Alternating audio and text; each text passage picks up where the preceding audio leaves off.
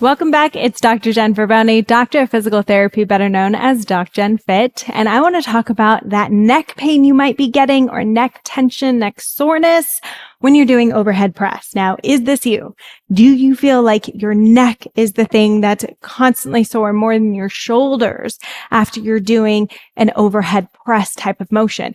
Or are there other exercises that you feel your neck kind of take over? Let me know in the comments below. Now, first thing that I want to say is that our neck gets to be strong.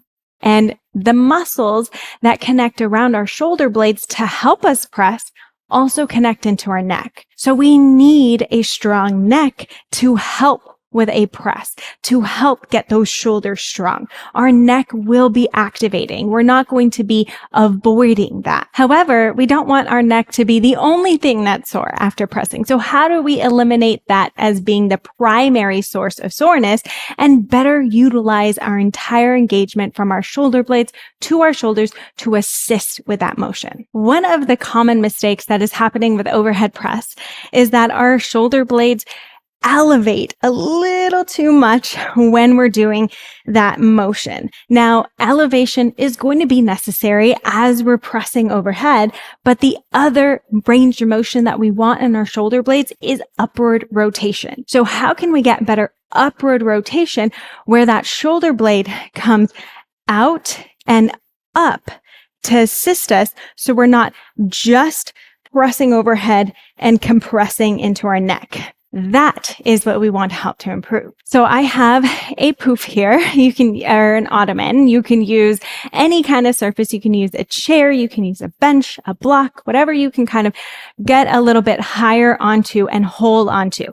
And what I'm going to do is I'm going to help to get into like an overhead press range of motion, but I'm going to use my hand on the inside of my shoulder blade to guide and glide that shoulder blade forward.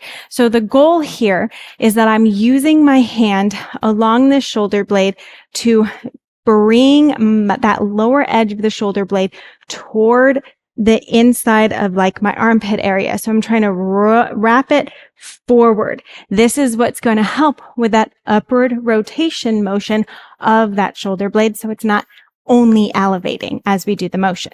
So coming in, grabbing to the inside, and then trying to guide that down and forward. Again, stretching and guiding it down and forward.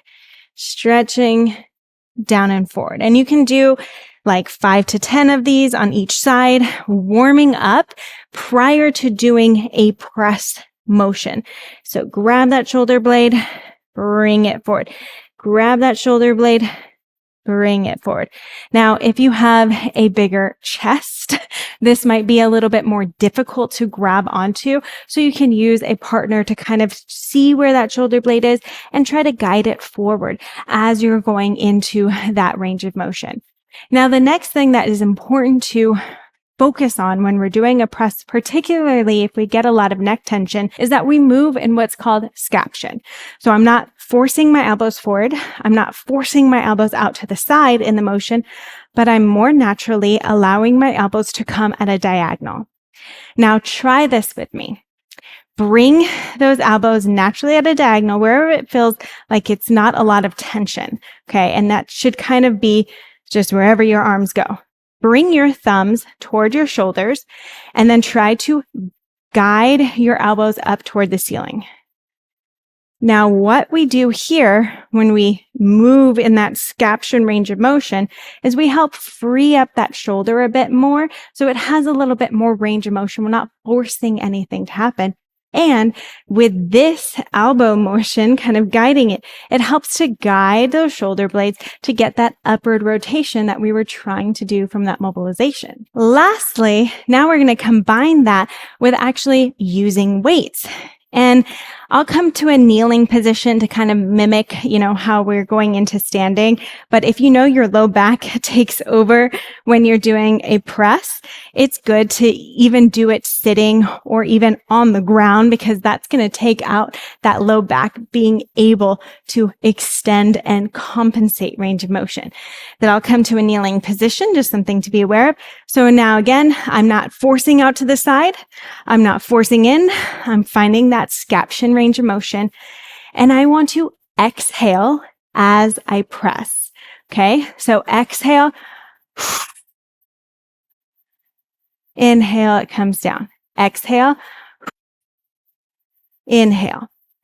And as you exhale, think of drawing that shoulder blade out toward that midline to get that upward rotation, so that we're not just elevating the scapula, we're rotating it, we're exhaling, so we drop tension from the chest and drop it lower, and we're helping to keep that alignment.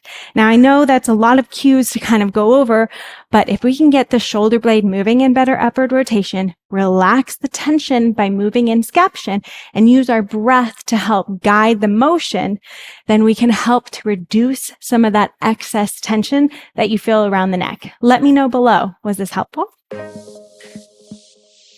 Don't forget, if you love what you're learning, I have so much more in stock for you. So hit that subscribe button, check out the other videos I've done in the past, and leave any comments of any suggestions that you have for videos in the future. And I can't wait to help you feel incredible and amazing within your body.